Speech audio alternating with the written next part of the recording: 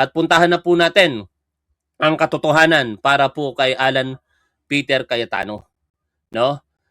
Ultimo, ang Senado, tinanggal na po siya sa website nito. Ang nakalagay po sa website ng Senate of the Philippines, kinikilala bilang Senate President pro tempore, hindi na si Loren Legarda, kung hindi ang acting Senate President na si Win Gatchalian.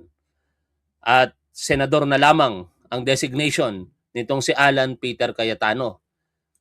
Dito nga sa isa pang balita, ganun din. Katabi niya na lamang si Senador Paulo Benigno Bam Aquino, deport, bilang isang senador. Wala na po yung titulong Senate President.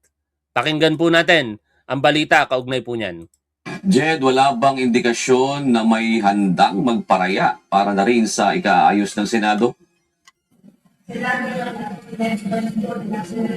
June, sa ngayon wala pa tayong nakikitang gustong magparaya o bumitaw talaga dito sa dalawang panig o kampo dito sa Senado, particularly yung Gatchalian Block at yung Cayetano Block, lalo na as of today, parehas pa rin iginit. Alam nyo, ang tamang tanong dyan, mawalang galang na dito sa reporter, kung dapat na bang magparaya itong si Alan Peter Cayetano. Hindi dapat tinatanong kung dapat magparaya si Senator Win Gatchalian. Kasi malinaw naman po na kudeta yung nangyari. Nagkaroon po ng pagbabago sa liderato. Ang tanong kung legal o illegal po ito.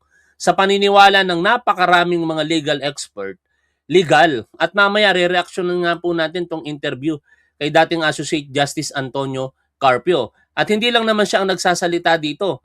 Mga deans sa iba't ibang eskwelahan, mga former Senate Presidents, at even ang equal branch ng ating gobyerno, ang ehekutibo, kinikilala ang Senate President acting incapacity na si Sherwin Gatchalian, at ang counterpart ng Senado na House of Representatives kinilala bilang acting Senate President si Win Gatchalian. Wala na po dito kay Alan Peter Cayetano ang titulong Senate President.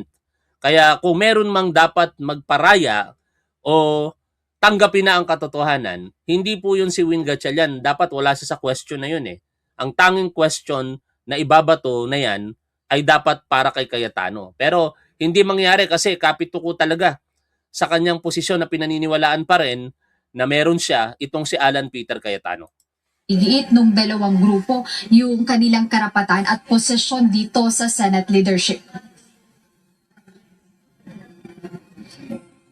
Pinanggihan umano ni Senator Sherwin Gatchalian ang proposal ni Senator Alan Peter Cayetano na interim setup. Sa isang press conference, sinabi ni Senator Cayetano na upang hindi maipit ang sahod at para sa kapakanan ng mga empleyado ng Senado sa gitna ng legal na gulo, nag-alok siya ng kasunduan sa kapwa niya senador. Pakitang tao pa to si Alan Peter Cayetano, mga tol.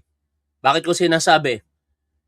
Ang tagal niyang namuno dyan sa Senado, ay hindi pala matagal, sorry naman, walang isang buwan. Walang isang buwan na namuno dyan sa Senado. Ang daming naging kaguluhan.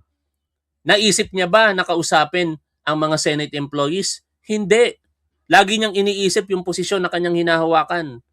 Pero si acting Senate President Sherwin Gatchalian, antimano, nung makabuelo na bilang acting Senate President, hindi lumipas ang isang linggo, kinausap niya kagad kung ano yung nararamdaman at saloobin ng mga empleyado ng Senado. Nung nakarang araw, kinausap niya. Ngayon, gumaya si Alan Peter Cayetano. No? Nakikigaya, nakikipag-usap din. Para saan? Pakitang tao na lamang? Kasi kinausap na una ng acting Senate President. Yun ang nakikita ko dito na wala sa sincerity, walang sinseridad itong si Alan Peter Cayetano sa ginagawa nito. Ang alam lang nito, kumapit sa pwesto, yung kapangyarihan manatili sa kanya for reasons na hindi po natin alam. Pero ang nakikita natin na parang tinuturo ay dahil po papalapit na ang impeachment trial nitong si Sara Duterte. In fact, ipinagpipilitan nga nitong si Alan Peter Cayetano na siya ang kilalanin bilang presiding officer. Nagpupumilit po ito na yung mga naka-scheduled ng activities para sa impeachment trial na yan ay siya ang kilalanin na mamumuno dito. Pero hindi yun mangyayari sapagkat wala na siya eh. Hindi na po siya talaga ang Senate President. Tinanggal na po siya noong June 3, 2026. Bahagi ng proposal na pareho silang pipirma sa mga dokumento nang walang nakalagay na opisyal na titulo o designation. Ayaw namin maipit yung mga empleyado. So I sent him a letter to talk with Tony Bantug and nag-offer kami kung gusto ni Senator Win, pareho na lang kami pipirma kahit walang designation. Ano yun? Pag pinagbigyan ka ni Sherwin Gatchalian dyan, Alan Peter Cayetano, parang inamin niya na illegal yung kanyang panunungkulan bilang acting Senate President and Senate President pro tempore. Kaya malabong mangyari yun at dapat lamang tablahin ka, katulad ng pinag-uusapan po natin sa balitang ito.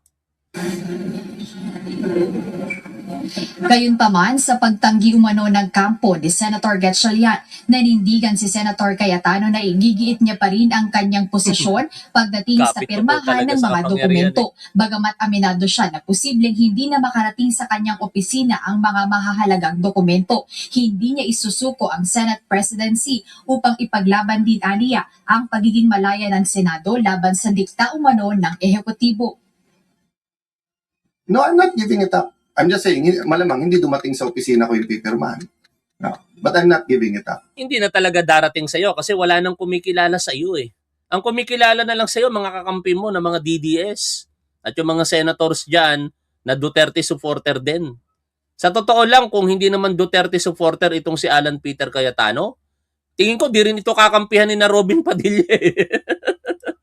Kailangan ko i-assert yun. So alam naman natin lahat kung anong tama at sinong tama. Pero ang kapangyarihan kasi nasa kanila eh. Sa kanila. Alam talaga namin kung sino ang tama. At yon ang grupo ni na Senator Win Gatchalian. Ang pulis, nasa kanila ang NBI, nasa kanila ang Malacanang. Kaya sabi ko, lahat ng kapangyarihan nasa kanila. Pero katotohanan nasa amin. So hindi ko pwedeng bitawan yon. Paano mong nasabi katotohanan? Ikaw ba ang nagsasabi ng katotohanan? Alam mo, ang katotohanan, hindi mo na nga dapat yan sabihin sa harapan ng publiko. Hayaan mo na lamang kung ano yung perception ng publiko. O ano ang general perception ng public. Hindi na naniniwala sa iyo kasi ang paniniwala ng maraming mga Pilipino, hindi katotohanan ang paniniwala mo. Ang paniniwala mo ay isang produkto lamang ng delusyon. Ayon kay Attorney Lorna Kapunan. 'Di ba sa nakaraang balita na pinag-usapan natin, delusional itong si Alan Peter Cayetano ayon sa kanya. At ako'y naniniwala doon. Yung paniniwala mo na ikaw pa rin ang Senate President, delusional lang yan, Alan Peter Cayetano. Tanggapin mo na katulad nung nangyari sa iyo noong 2020, wala na sa iyo ang leadership. Ang House of Representatives noon nawala sa iyo at ngayon deja vu nawala din sa iyo ang leadership ng Senate of the Philippines. Kasi hindi ka maayos na leader. Yun lang, ganun lang kasimple yun. Kung maayos kang leader, tingin ko, di mawawala sa iyo particular si Chis Escudero eh. Biruin mo, para lamang protektahan ang iyong posisyon, iba-violate mo kahit alam mong labag ito sa saligang batas being a lawyer. Hindi kayo magsasagawa ng sesyon, 3 araw na. Nakalagay sa saligang batas sa pagpapaliwanag ng mga abogado at nakasulat naman yan sa saligang batas na hindi pwedeng hindi kayo magsagawa ng sessions nang hihigit sa 3 araw dahil ito ay paglabag sa saligang batas kung hindi nyo ito ipinapaalam sa counterpart ninyo na House of Representatives. Tapos, ang lakas pa ng apog mo na mag-CCND adjournment kayo nang hindi man lamang nagsesesyon sa pamamagitan lamang ng isang letter, mag-CCND adjournment kayo. Anong uri ka ng pinuno, Alan Peter Cayetano? Kaya nawala tuloy sa iyo. In particular, inuulit ko, si Chis Escudero. Kasi yun yung dahilan ni Chis Escudero eh. Kaya siya umalis sa paksyon ninyo dahil nilalabag o lalabagin nyo na ang konstitusyon at hindi yung katanggap-tanggap para sa kanya. Kailangan lumaban tayo doon. Kaugnay nito, nananatili ang posisyon ni Senator Cayetano na iligal ang ginawa ng grupo ng 12 senador sa panig ni Senator Gatchalian na kunin ang liderato. If you follow the rules, hindi siya pwedeng tanggalin kung walang 13 at hindi pwedeng palitan kung wala rin 13. Yan ang opinion mo. Pero taliwas yan sa napakaraming opinion ng mga legal expert, no? Kaya nga kung sinasabi mo talagang tama ka Alan Peter Cayetano, bakit hindi mo na lang dalhin yan sa Korte Suprema?